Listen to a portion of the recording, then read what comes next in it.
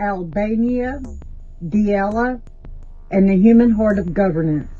Take a deep breath and look around you. We are not just standing in a moment of political innovation. We are standing at the very threshold of human destiny. For generations, we have sought to govern justly, to build societies guided by truth.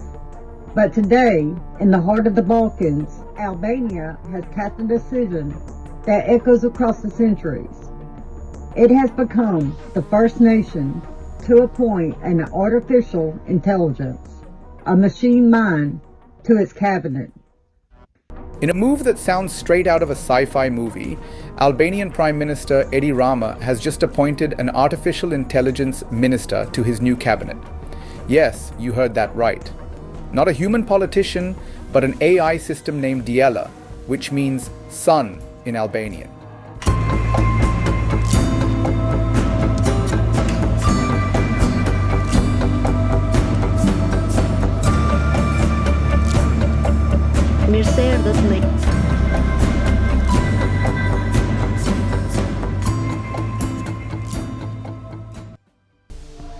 The birth of Diella, a golem of logic. They call her Diella, a system born from the cold, perfect logic of code, forged in partnership with Microsoft and OpenAI.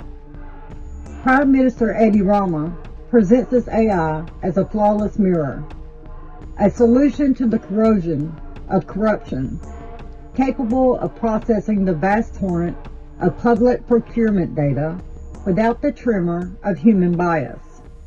Diella promises transparency, efficiency, and speed. A machine mind working tirelessly on the e-Albania platform, untouchable by greed. On Thursday, Rama introduced Diella as a member of the cabinet who is not present physically, and said her main task would be to ensure that public tenders are 100% free of corruption.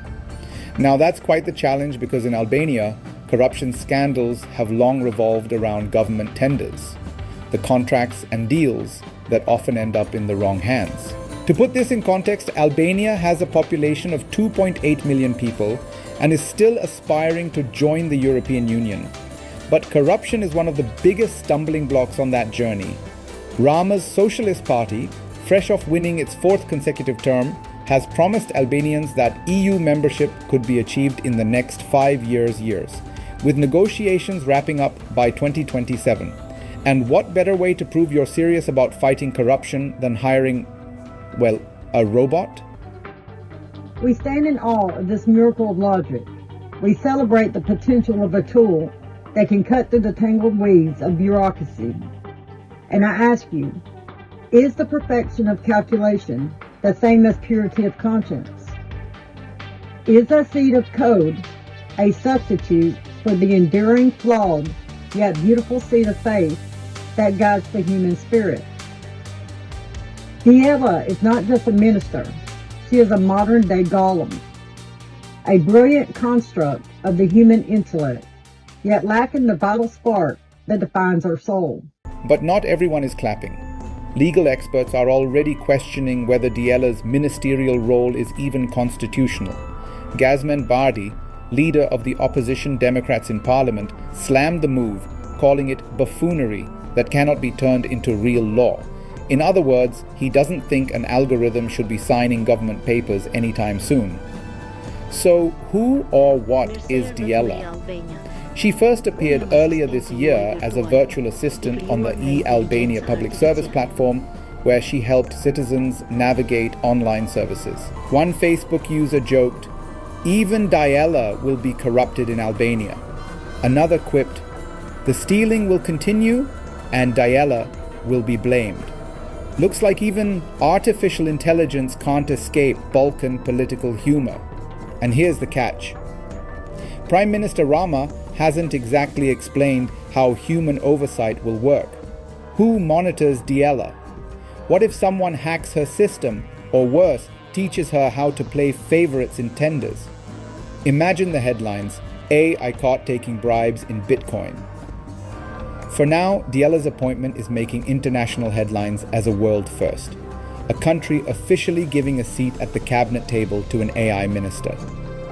Whether this will be Albania's big leap toward the EU or just another political experiment that crashes like a bad software update, only time will tell.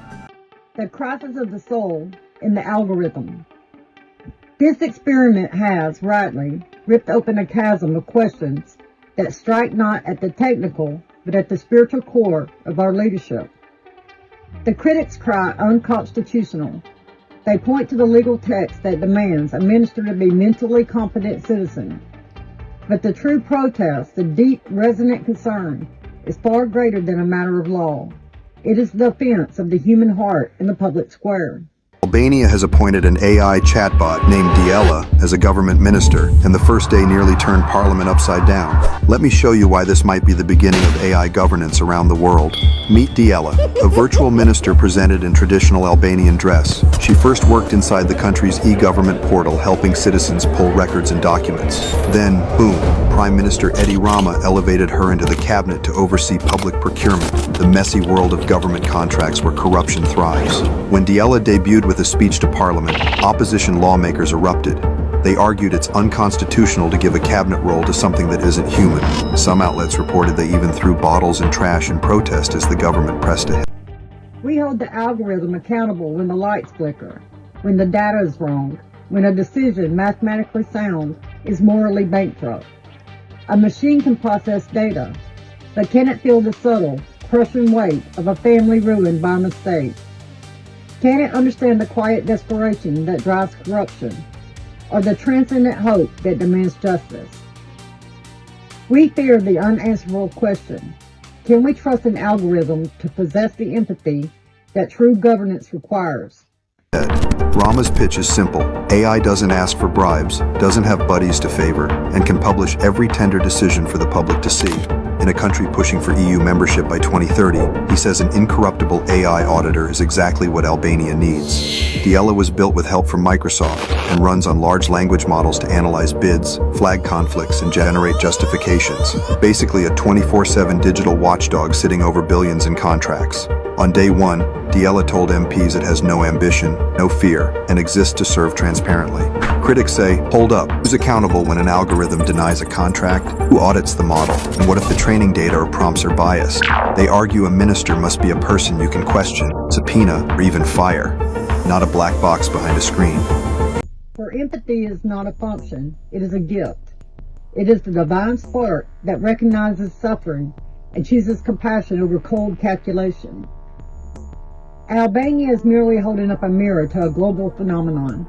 We see the UK's Humphrey and France's Albert, evidence that all nations are captivated by the siren song of technological perfection. But Diella's direct power over decisions forces us to remember ancient wisdom. It is a sophisticated hammer, but the hand that wields it must be guided by the light of the soul. Our ancestors understood that the complexities of human nature, our mercy, our capacity for love, our terrifying ability to err, cannot be distilled into an equation. We are beings of paradox, and governance must wrestle with that paradox, not seek to simplify it out of existence. We must be vigilant. We must ensure the AI is prioritizing empathy over efficiency and wisdom over processing speed. If we allow the machine to define our values, we risk sacrificing our humanity for the illusion of perfection. Watch as Albania's parliament erupts in fury and papers are thrown as the country installs an AI chatbot as a government minister. Prime Minister Edi Rama, known as Tony Blair's protégé, has worked closely with the former UK Prime Minister to digitalise Albania's government. Last year, Rama spoke publicly of his relationship with Blair. I would not be nor Prime Minister and either a man engaged in politics without him. The pair spoke of Albania's plans for digital ID to defeat corruption. What are you doing? You're building a digital infrastructure. You've got plans for digital identity. Albania's AI minister made a speech to the country's parliament, causing tensions to flare. The bot said she was hurt by accusations she was unconstitutional. That hurt me, not for myself, but for the 972,000 interactions I had with citizens whom I served as part of Albania, and also in relation to the 36,000 digital documents I issued to them. This journey into the digital frontier is uncharted, yes, but our compass must remain fixed on our deepest values. As we watch Albania, let it be with curiosity, but let it be anchored by caution. Let the sound of Diella's code serve as a permanent spiritual reminder.